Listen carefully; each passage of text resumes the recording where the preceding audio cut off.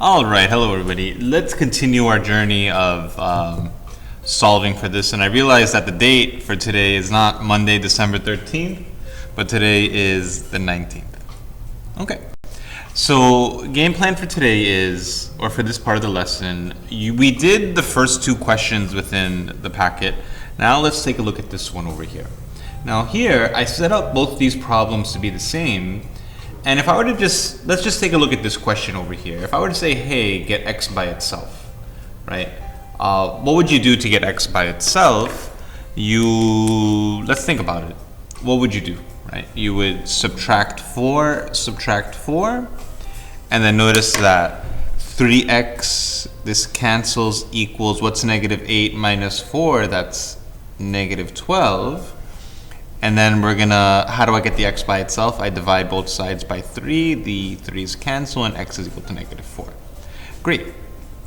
Now here, this will be very similar to this. So here, what was that strategy for solving these radical equations? We want the radical by itself. Okay?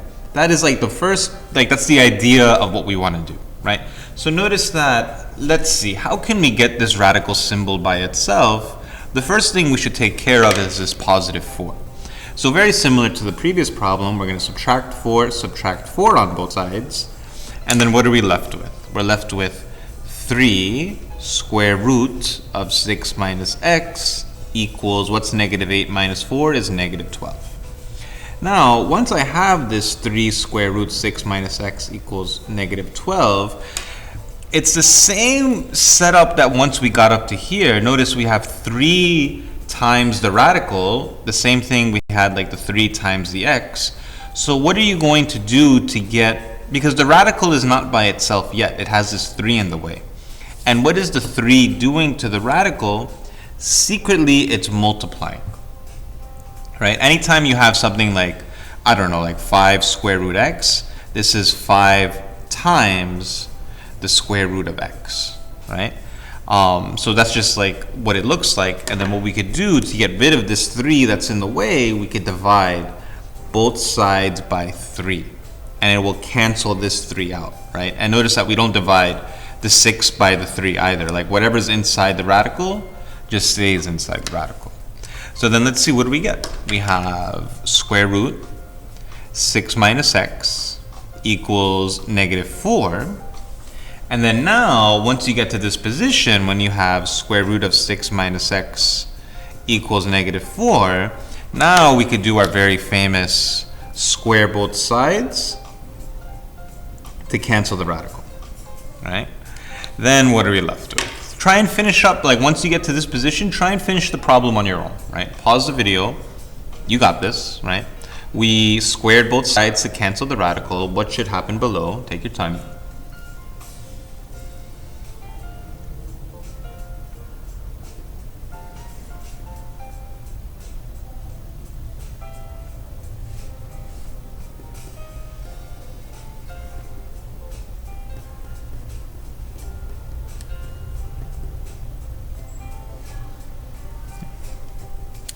And then how do I get x by itself over here? Right. I'm going to subtract 6 on both sides. Now I have, this cancels. Now remember, I don't just have x. It's not just x that comes down. It's the negative symbol as well. So it's negative x equals 10. And then what you could do is you can divide both sides, because x is not by itself. It has the negative symbol here. I could divide both sides by negative 1, and then I have over here x equals negative 10. Happy face. Okay. Not too bad, not too bad, right? Let's review from the beginning. What you could do is you could pause the video and ask yourself, what did you do from beginning to start, right? We subtracted this 4 from both sides, then we have this. Then the 3 is in front of the radical, and what is the 3 doing to the radical? It's multiplying. So the inverse of the multiplication is division. So I'm going to divide both sides by 3. The 3 cancels. Negative 12 divided by 3 is negative 4. The square root is by itself, so I square both sides. So this side becomes 16 for negative 4 squared. And then you solve for x. Okay. But now we have to check it, right? If I have 3 square root 6 minus x plus 4 equals negative 8, I want you to pause the video and I want you to show the check for this, right? Like, how do you check that x equals negative 10? Right?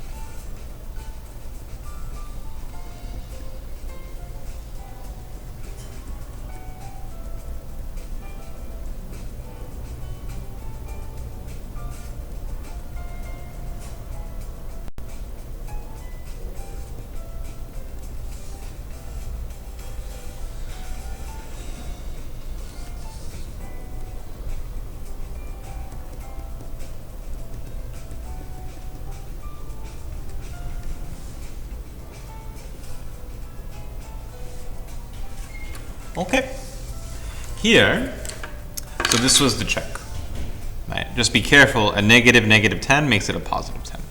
And what are you doing when you take the square root of 16? The square root of 16 is 4. And what was the 3 doing? It's multiplying. So it's 3 times 4 is 12, then plus the 4. Okay, final one.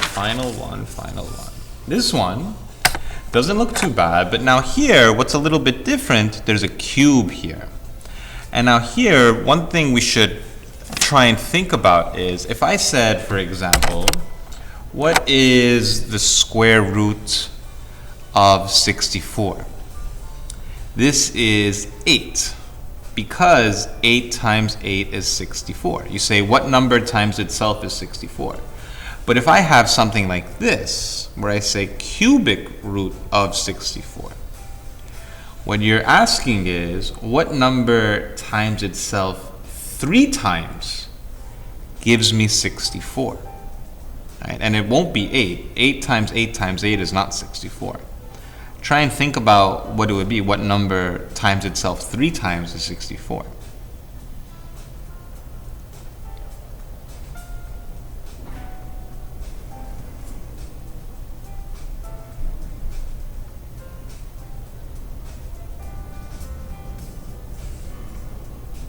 Right. So the way we read this over here is we're going to say the cubic root. That's how you read this. So then how do you solve this problem? It's very similar. What we want is hold on one second.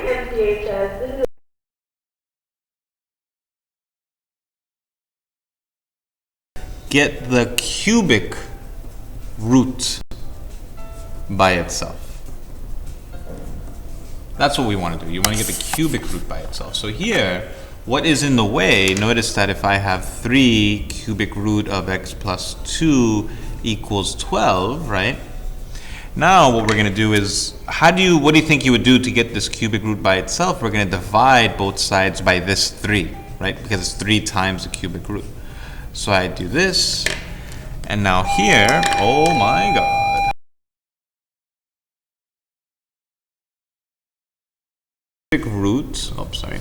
This is cubic root of x plus 2 equals 4. And now what we're going to do is, before we squared both sides, like if I had, for example, square root of x equals 5, what did we do to get rid of the square root? We squared both sides. To get rid of the cubic root, what do you think we're going to do to both sides? Raise it to the power of 3. Cubing it gets rid of the cubic root. Now this cancels. So now I have x plus 2 equals not 4 squared, but 4 cubed. And x plus 2 equals 4 cubed. And what is 4 cubed? That's 4 times 4 times 4, which is 64. Then I have x plus 2 equals 64, minus 2 minus 2, x equals 62. And then how do you check?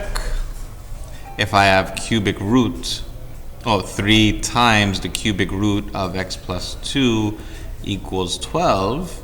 3 times the cubic root of 62 plus 2, does it equal 12? 3 times cubic root of 64 equals 12. 3 times 4 equals 12, right? The cubic root of 64 is 4. 12 equals 12, and it checks. Okay. I will have some very similar problems in Delta Math. You got this. Good luck.